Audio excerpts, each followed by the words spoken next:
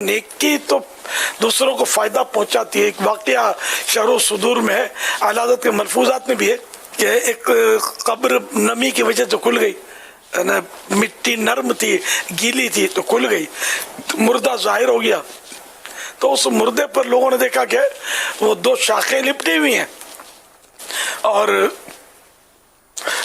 दो फूल उसके नाक में खुशबू पहुंचा रहे हैं और जमीन खुली हुई। तो ये लोगों ने उस लाश उठाई कि चलो कहीं साफ सुथरी जगह पर जहां मत कीचड़ ना हो वहां इसको दफनाते हैं। ये उठा के ले चले तो उधर इनके नजदीक जो साफ सुथरी कब्र थी उसमें बेचारों ने रखा। तो अब ये कि वो शाखें बन गई, सांप फूल बन गए सांप के मुंह। अब ये इसके नथनों को नाक के ये भंबोड़ रहे थे, नोच रहे थे। तो ये तो हैरान हो गए कि ये क्या हो गया यकायक।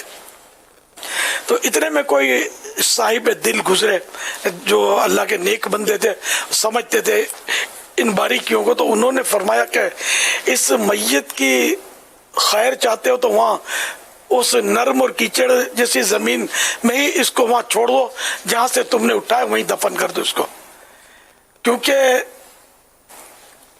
ये जो शाखें फूल की देख रहे हो ये थे सांप ही, लेकिन वहां एक अल्लाह के नेक बंदे की भी कब्र है। तो उसके करीब दफन होने की वजह से, उसके पड़ोस की वजह से वो सांप जो थे वो शाखें बन गए थे और वो सांप के मुंह जो थे वो फूल बन गए थे जो इसको राहत पहुंचा रहे थे। और अब ये था गुनाहगार, अब ये वाकई सांप बन गए वापस।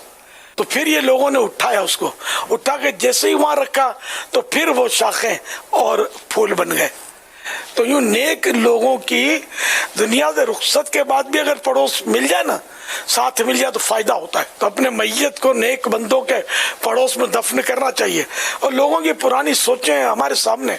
यहाँ भी औलिया किराम के मज़ारात हैं, अतराफ में बहुत सारी कब्रें होती है, लोग वहाँ दफन करते होंगे ना कि भाई ये अल्लाह के वली हैं, इनके कदमों में हम अपने अब्बू को दफन करेंगे। जन्नतुल बकी काम क्यों, मतलब यानी कि वो तमन्ना करते हैं, दुआ करते हैं कमोबेश 10,000 सहाबा किराम वहाँ आराम फरमाए।